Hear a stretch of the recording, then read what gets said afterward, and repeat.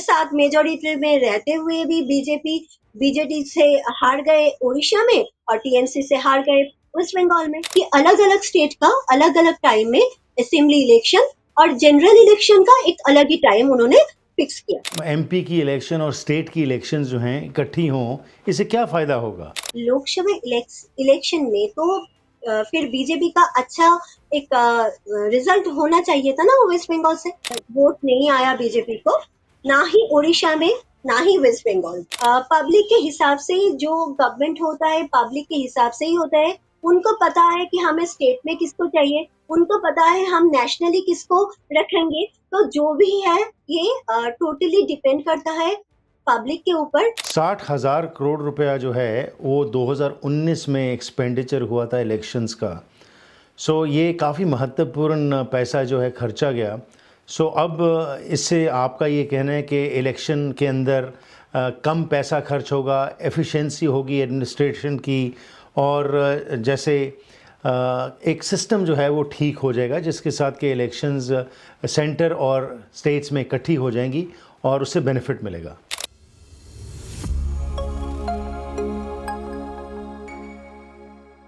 The Harpreet Singh show ਦੇ ਅੱਜ ਦੇ ਇਸ ਐਪੀਸੋਡ ਵਿੱਚ ਆਪ ਸਭ ਦਾ ਹਾਰਦਿਕ ਸਵਾਗਤ ਹੈ। ਅੱਜ ਦੇ ਇਸ ਪ੍ਰੋਗਰਾਮ ਵਿੱਚ ਤੁਹਾਨੂੰ ਲੈ ਕੇ ਜਾ ਰਹੇ ਅਸੀਂ ਵੈਸਟ ਬੰਗਾਲ, ਜਿੱਥੇ ਮੇਰਾ ਸਾਥ ਦੇਣਗੇ ਅਰਪਿਤਾ ਚੈਟਰਜੀ, ਜਿਹੜੇ ਨੈਸ਼ਨਲ ਇਨਫਲੂਐਂਸਰ ਨੇ ਬੀਜੇਪੀ ਦੇ। One nation one election bill ਜਿਹੜਾ ਹੈਗਾ ਇਹ 17 ਦਸੰਬਰ ਨੂੰ ਜੋ ਹੈ ਇਸ ਲਈ ਮੋਸ਼ਨ ਪਾਸ ਕੀਤਾ ਗਿਆ ਪਾਰਲੀਮੈਂਟ ਦੇ ਵਿੱਚ। ਇਹ ਹੈ ਕੀ ਇਹ ਬਿੱਲ, ਕੀ ਚਾਹੁੰਦੀ ਹੈ ਸਰਕਾਰ, ਕਿਉਂ ਇਹ ਵਨ ਨੇਸ਼ਨ ਵਨ ਇਲੈਕਸ਼ਨ ਦਾ ਜਿਹੜਾ ਹੈਗਾ ਕਨਸੈਪਟ ਇਹ ਇੰਟਰੋਡਿਊਸ ਕਰਨਾ ਚਾਹੁੰਦੀ ਹੈ, और इस बारे गलबात करते हैं तो जानकारी लेने अर्पिता चैटर्जी। तो अर्पिता जी, वेलकम टू द प्रोग्राम, स्वागत है आपका। जी नमस्ते, थैंक यू हरप्रीत जी मुझे बुलाने के लिए। शुक्रिया। सो बात करें अर्पिता जी कि ये हमें थोड़ा सा पहले इतिहास के बारे में बताइए कि ये वन नेशन वन इलेक्शन का जो बिल है ये क्यों सरकार चाहती है इसको लाना? क्या ये पहले भारत में था, ख़त्म हो गया और दोबारा से लाना चाहती है, या एक न्यू कॉन्सेप्ट है जो बीजेपी लेके आई है?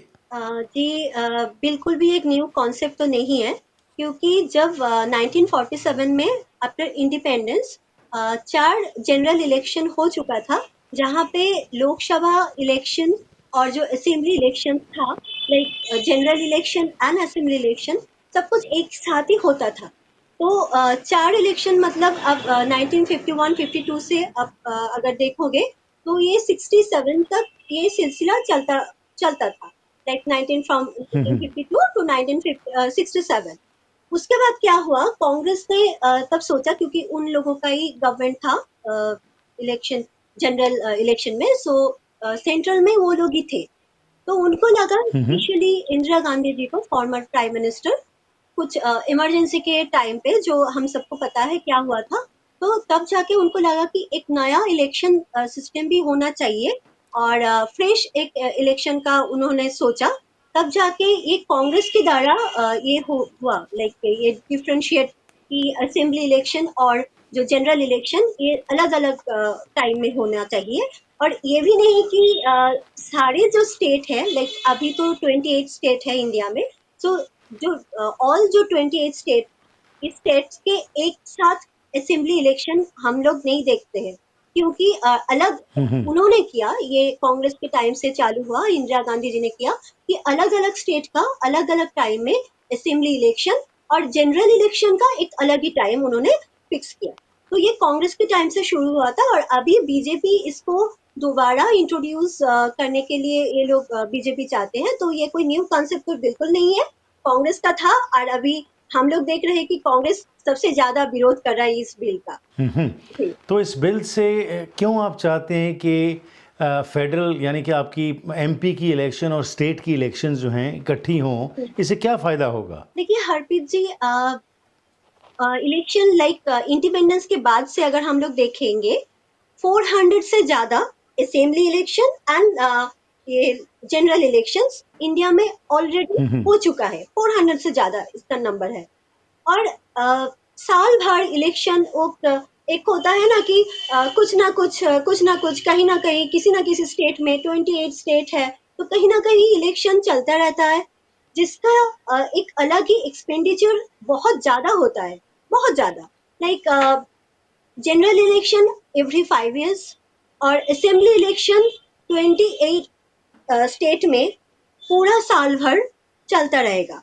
तो इसके हिसाब से बहुत ज्यादा इंडिया को लाइक जीडीपी जो है, अगर हम अभी अभी इंडिया इकोनॉमिकली बहुत ज्यादा अच्छा कर रहे हैं। हम सबको पता है कि economically we are the third highest in almost हो जाएंगे। अभी अभी फिफ्थ में है, लेकिन थर्ड हम जल्दी हो जाएंगे।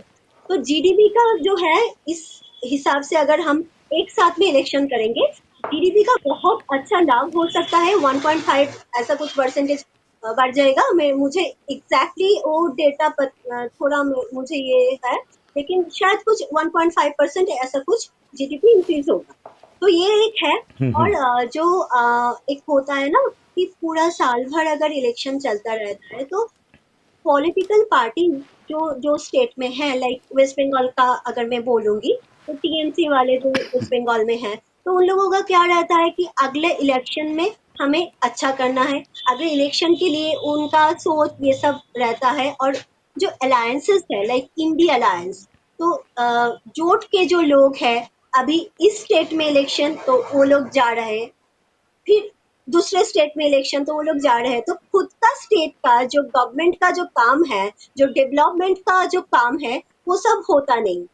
तो पब्लिक के इंटरेस्ट के लिए कि जनता के जनता के लिए अच्छे काम करो, ना कि सिर्फ इलेक्शन में बिजी रहो तो साल भर। तो इसके लिए एक देश में एक ही टाइम पे इलेक्शन होना जरूरी है, क्योंकि लॉजिस्टिक्स के हिसाब से भी आपका ये होता है, इजी रहता है। बहुत कम खर्चा में ये सब हो जाएगा। एक ही टाइम में एक ही खर्चा में हो जाएगा। जी। सो जो आप बात कर रहे हैं अर्पिता जी, इसके अंदर एफिशिएंसी की आपने बात की, पैसा बचेगा क्योंकि 60,000 करोड़ रुपया जो है वो 2019 में एक्सपेंडिचर हुआ था इलेक्शंस का। सो ये काफ़ी महत्वपूर्ण पैसा जो है खर्चा गया।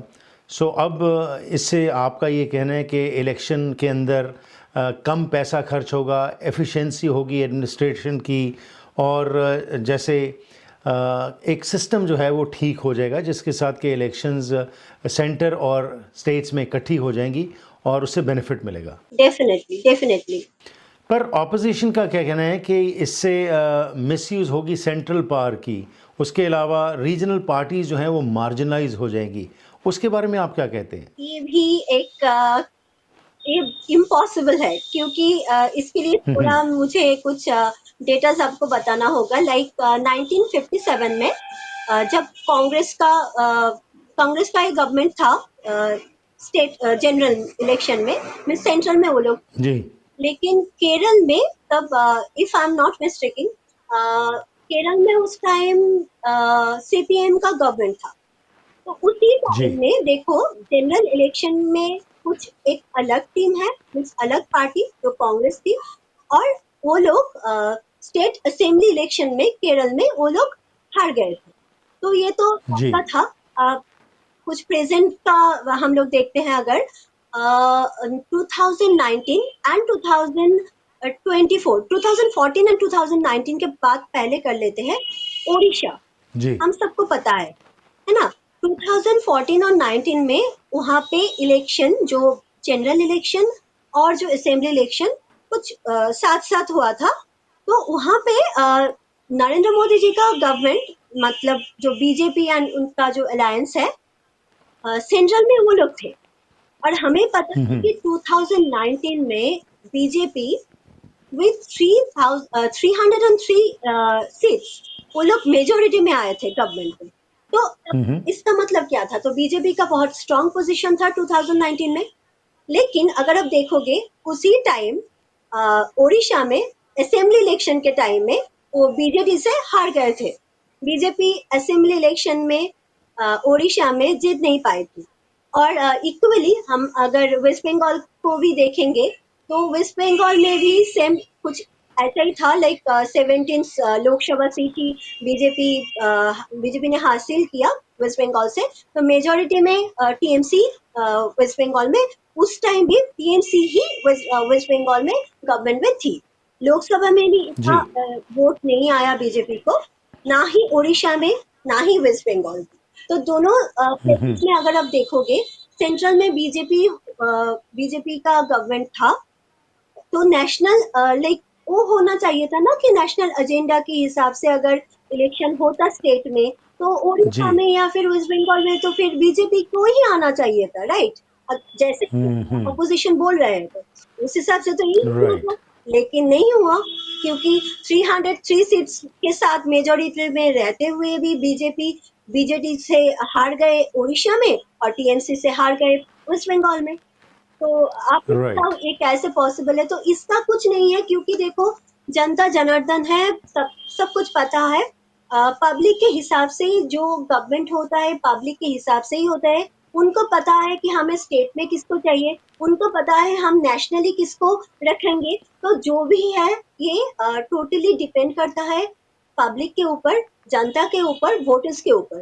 तो बीजेपी जी। को कुछ अलग से फैसिलिटीज मिलेगा, ये मैं बिल्कुल भी नहीं मान सकती हूँ, क्योंकि अभी अभी देखो, change is the only constant thing in this world, right? So right. अगर ये हम पकड़ के चलेंगे तो अभी बीजेपी गवर्नमेंट में है, कल कुछ और भी हो सकता है, पॉसिबल है, और ना भी हो। जी। लेकिन अभी हम्म। बीजेपी गवर्नमेंट में होते हुए भी तो सपा का, कहीं सपा है, कहीं केजरीवाल जी का आपका गवर्नमेंट है, टीएमसी का गवर्नमेंट जी। है। तो ये सब है ना, तो डेफिनेटली इसका कुछ नहीं होता, लाइक इस ओके। कुछ फर्क नहीं पड़ेगा। जी। अच्छा, क्रिटिक्स ये भी कह रहे हैं जो ऑपोजिशन वाले हैं कि जो नेशनल कंसर्न्स हैं वो ओवरशैडो कर देंगे जो लोकल कंसर्न्स हैं स्टेट्स के। ओके। इसके बारे में आप क्या समझते हैं? आपने जो एग्जांपल्स दिए ये बिल्कुल सही हैं एग्जांपल्स के। अगर जैसे हमने आपने जो एग्जांपल्स दिए सीपीएम का दिया, आपने केरला का दिया, पर जो लोकल इश्यूज है क्या वो ओवरशैडो हो सकते हैं अगर इलेक्शन सेंटर और स्टेट्स की इकट्ठी होती है?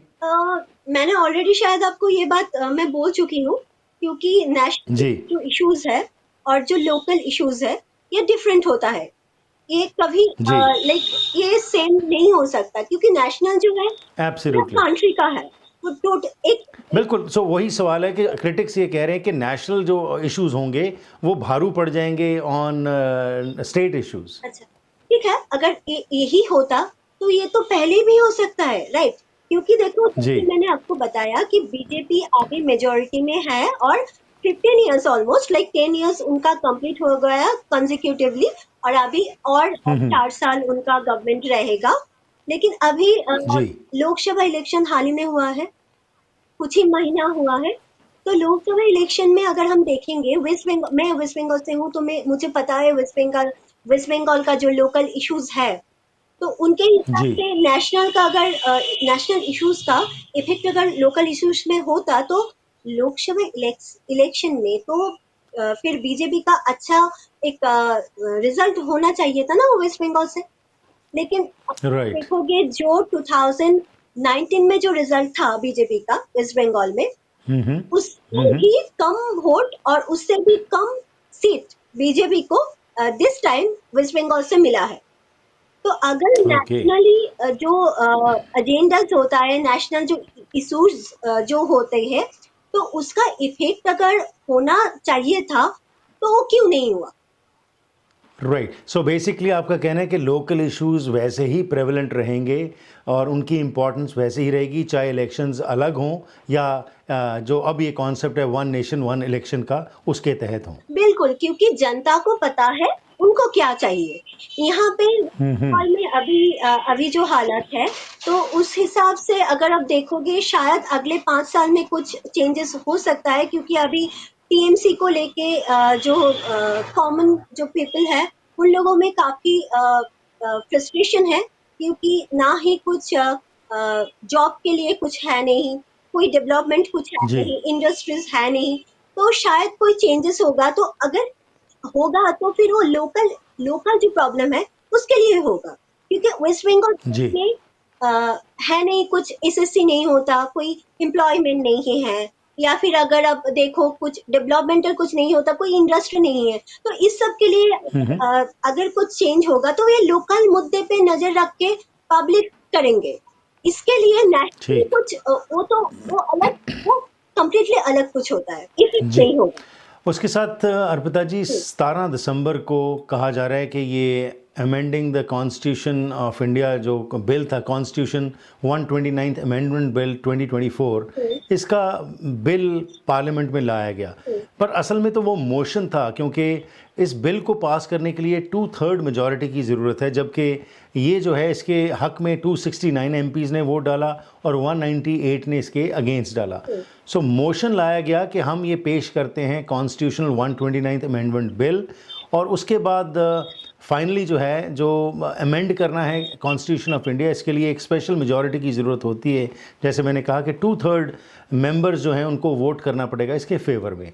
तो मोशन तो पास हो गया ये 17 दिसंबर को, लेकिन सिंपल मेजॉरिटी से हुआ, क्योंकि जो मेंबर्स थे 269, तो 2/3 मेजॉरिटी तो काफ़ी ज़्यादा है। अब कहा जा रहा है कि एक जॉइंट पार्लियामेंट्री कमेटी जो है वो बनाई जाएगी, और वो फिर आगे और काफ़ी ज़्यादा अभी लंबा समय लगेगा जब तक फाइनल डिसीजन नहीं होता कि क्या ये बिल इम्प्लीमेंट होगा या नहीं होगा। सो इसके ऊपर अब क्या चर्चा चल रही है और बीजेपी क्या कह रही है? देखिए, जब ये बिल पहले मीन्स बिल का जो आइडिया आया था, तभी स्वराष्ट्र मंत्री माननीय home minister Amit Shah ji and respected prime minister Narendra Modi ji, दोनों ने ही इस बिल के लिए बिल के ऊपर ज्यादा से ज्यादा चर्चा के लिए जॉइंट पार्लियामेंट्री सेशन में इसको भेजने के लिए दोनों ने रिक्वेस्ट किए थे, क्योंकि जी 269 जैसे आप बोल रहे हो, हाँ 2/3 मेजोरिटी, ये तो बहुत ज्यादा है,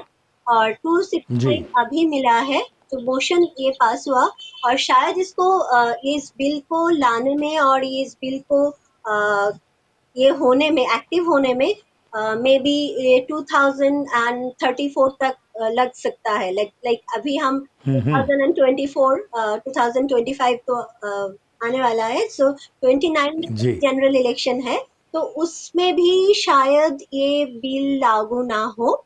मे बी जी देयर इज अ पॉसिबिलिटी कि ये बिल 2034 तक मे बी ये पॉसिबल होगा, ये बिल लागू होगा। जी। पर एक स्टार्टिंग जो है जी वो कर दी गई है बीजेपी की तरफ से one nation one election bill की। तो ये तो अब जॉइंट पार्लियामेंट्री कमेटी के अंदर मेंबर्स बैठेंगे, डिस्कशंस करेंगे, लॉ एक्सपर्ट्स आएंगे, और काफ़ी इसके ऊपर बातचीत होगी, और फिर जाके कहीं ये बिल पास हो सकता है। सो डेफिनेटली जैसे आपने कहा कि 2034 तक ये हो सकता है। तो एनीथिंग इन कंक्लूजन अर्पिता जी आप कहना चाहें? नहीं, हरप्रीत जी, मुझे सिर्फ एक बात और ऐड करना है, जो मैं बोल रही थी जी कि पहले का जो 4 जनरल इलेक्शन हुआ था आफ्टर इंडिपेंडेंस, तो वो जनरल इलेक्शन क्या सही नहीं था फिर, जो लाइक साथ में हुआ था। मतलब मेरा जो जनरल इलेक्शन जॉइंट हुआ था, आपका कहना है कि जॉइंट जो इलेक्शन हुआ था सेंटर का और स्टेट्स का। जी, तो वो क्या सही नहीं था। राइट कॉन्स्टिट्यूशन के हिसाब से जो गवर्नमेंट थे, जो कांग्रेस का ही था, जो लोग अब जी अभी अपोजिशन में है, तब उन लोगों का गवर्नमेंट था, तब उनके टाइम में जब ये हुआ था, फिर वो 4 इलेक्शन क्या हम लोग बोलेंगे कि उसका कुछ वो कुछ है ही नहीं, वो इलेक्शन है ही नहीं, वो था ही नहीं, राइट तो नहीं है। हाँ, ओके, तो I miss you question, last question आपने प्लीज अगर आप दोबारा बोलेंगे। जी जी, मैंने कहा, या आपने बड़े अच्छे तरीके से एक्सप्लेन किया अर्पिता जी। एनीथिंग इन कंक्लूजन कि अब जो माहौल है उसके अंदर ये बिल तो मोशन पास हो गया, अब बिल कब पास होगा ये तो समय ही बताएगा, लेकिन इसके ऊपर अब एक्शन शुरू हो गया। जैसे मैं कह रहा था कि अब पार्लियामेंटेरियंस बैठेंगे, लॉ एक्सपर्ट्स बैठेंगे, और बुद्धिजीवी बैठ के इसके ऊपर विचार गोष्ठी करेंगे, और फिर ये पार्लियामेंट में दोबारा आएगा। तो क्या बीजेपी की तरफ से ऑपोजिशन के मेंबर्स तक भी पहुंच की जाएगी कि जैसे आपने बात की कि जो इंडिपेंडेंस के बाद इलेक्शंस हुई थी वो भी तो ऐसे ही हुई थी, तो क्या आप समझते हैं कि बीजेपी और ऑपोजिशन की तरफ हैंड एक्सटेंड करेगी, और आने वाले समय में हम देख सकते हैं कि कुछ ऑपोजिशन के मेंबर्स इसके हक में आ जाएं?